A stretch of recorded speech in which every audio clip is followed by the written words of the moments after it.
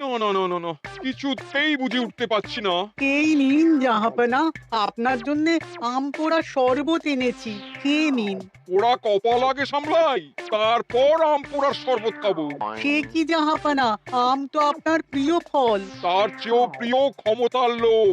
এদিকে কৃষ্ণনগর ঠিক যেন পাকা হিমসাগর, ওদিকে বর্ধমান যেন হৃষ্টপুষ্ট ফজলি, আর খাম্বাজ রাজ্য যেন লাল হলুদ গোলাপ ঘাস। এদের একসঙ্গে খেতে না পারলে আমার ঠিক ভাত হজম হচ্ছে না উজির। হবে হবে, খুব তাড়াতাড়ি এই রাজ্যগুলো আপনার বর্ষতা স্বীকার করবে জাহাপনা। শুধু চাই সঠিক উপায়। কি উপায়?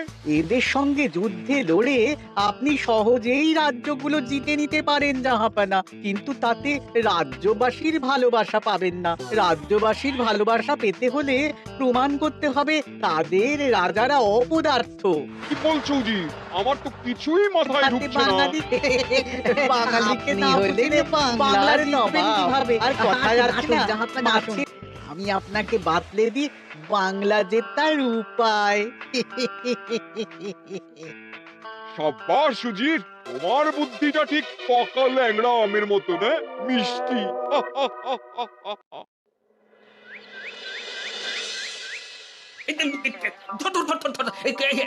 এই পায়ের নিচ দিয়ে গলে গেল। ধর ধর ধর ধর। বিশাল বড় মাছ গো গোপাল দাদু। একেবারে পাকা শল। ছাড়বে না গোপাল দাদু, আজ রাতে আমরা জমিয়ে মাছ ভাত খাবো। খেতে তো হবে শোল মাছের ঝোল আর তেল কই। তোদের দিদাকে বড় মুখ করে বলে এসেছি। এই, এই, এই, এই, ধরেছি।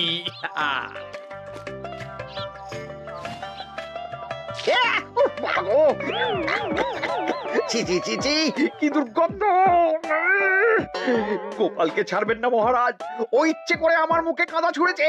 ঠাকুর বলেছেন মানুষ নিজের কর্মফল একদিন না একদিন ঠিক পাবে। মন্ত্রী মশাই যে এত তাড়াতাড়ি পেয়ে যাবেন ভাবতেই পারিনি। দেখেছেন মহারাজ, দেখেছেন? দোষ করে এখন আবার ধর্মের বাণী দিচ্ছে। আহ, তুমি রাজসভা কামাই করে এসব কি করছো গোপাল? যা সামান্য বেতন পাই সব পেঁয়াজ রসুন কিনতেই ফুরিয়ে যায় মহারাজ, তাই মাছটা নিজেই ধরে খাচ্ছি। হ্যাঁ, মহারাজ আপনার পায়ে পড়ি। থাক থাক, আর আমার পা ছুতে হবে না গোপাল। কেন মহারাজ? আমি তো মন থেকে আপনাকে সম্মান করি, বলুন। এ তো আচ্ছা জ্বালাতন। মুর্শিদাবাদের নবাব বাহাদুর আপনাকে একটি বিশেষ পত্র পাঠিয়েছেন, অনুগ্রহ করে গ্রহণ করুন।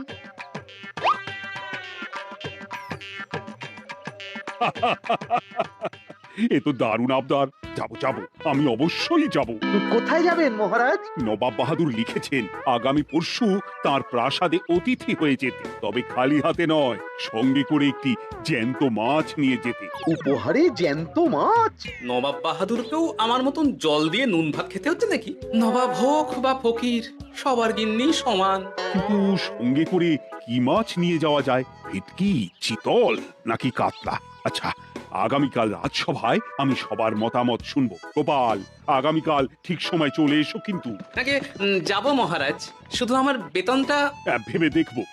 চল রে, আজ অনেক মাছ পেয়েছি। চল চল চল।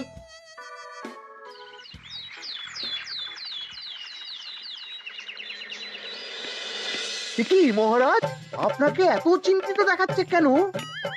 নবাব বাহাদুরের জন্য কি মাছ উপহার স্বরূপ নিয়ে যাওয়া যায় সেই চিন্তায় গতকাল রাতে আমার ভালো ঘুম হয়নি মন্ত্রী।